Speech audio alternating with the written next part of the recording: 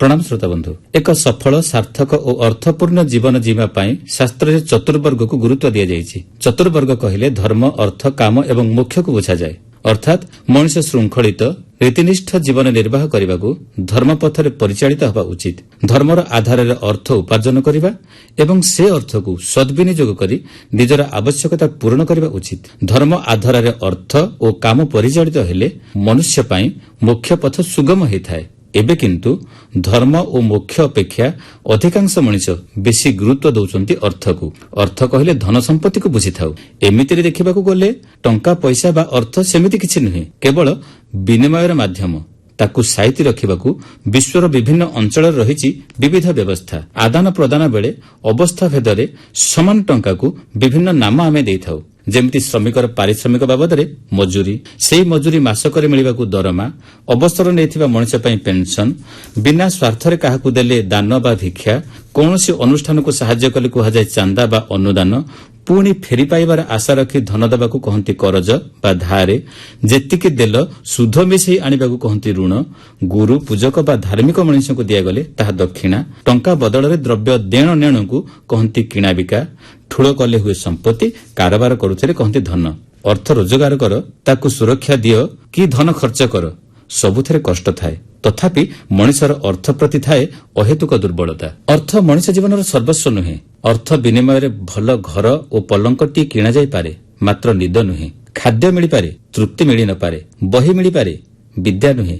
जड़े भृत्य पाई हुए किंतु सेवक मिली न पारे। जीवन यात्रार यात्रीटीए मिली पारे, सहयात्री नुहे। चिकित्सा औषध मिली पारे, हेले स्वास्थ्य सुस्थता मिलिबार निश्चितता न थाए।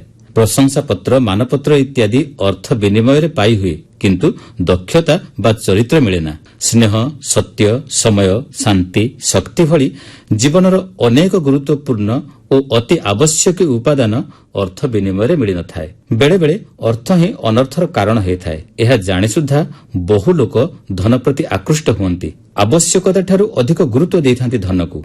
अर्थ लालसारे परिणति विषय न भावी मंदकर्म करिथांती। अर्थ पाई हरांती मनुष्य पणिया।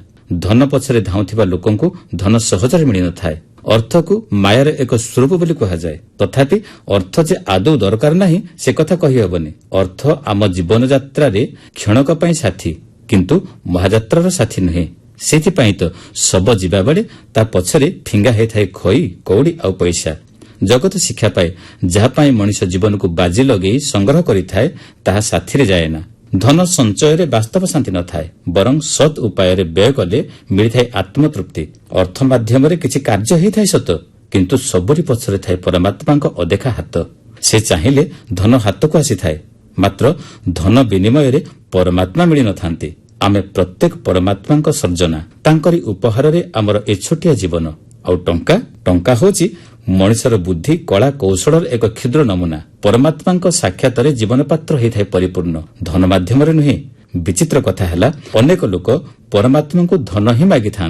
धन माध्यम सिना अल्प केतोटी जिनिस मिलता है, मात्र प्रभु चाहिए सबकिछि अजाड़ी दियंती। अपूर्ण जीवन को संपूर्ण कर दे पारंती, व्यर्थ जीवन को अर्थपूर्ण कर दे पारंती, सार्थक कर दियंती। आमे अर्थ लालसार सिना मुख्य और धर्म को पछरे पकई थाउ, किंतु वास्तव संपत्ति होचंती एकमात्र अदृश्य परमात्मा। से परम संपत्ति को पाइबा पाई यह ही हो शुभ मुहूर्त।